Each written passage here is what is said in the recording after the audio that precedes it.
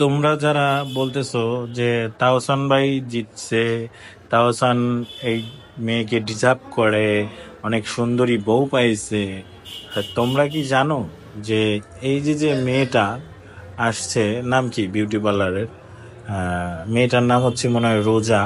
তো সে যে 9 বছরের একটা সম্পর্ক ছেড়ে তারপরে তাহসানের সাথে আসছে, তোমরা কি এই খবরটা জানো? আর এই যে তাহসান আর হলো মিথিলা, এদের সম্পর্কের বিচ্ছিন্নর পরে মিথিলা হয়তো জায়গায় জায়গায় গেছে, সম্পর্ক তৈরি করছে, কিন্তু এগুলা টিকে নাই।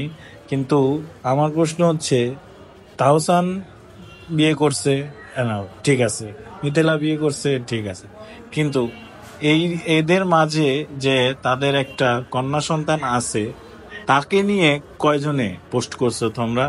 তাকে নিয়ে কয়জনে চিন্তা করছো? তোমাদের তো পোস্ট এত হাইপ দেখে মনে হচ্ছে যে বিয়ে আর সারা খারা মনে হয় তোমাদের হয়েছে, তাহসান আর ওরা হচ্ছে দর্শক, আর তোমরাই হচ্ছে মূল অভিনেতা অভিনেত্রী। ওরা তিনজন হচ্ছে ধোয়া তুলসী পাতা, এটাই বাস্তব, বুঝো নাই?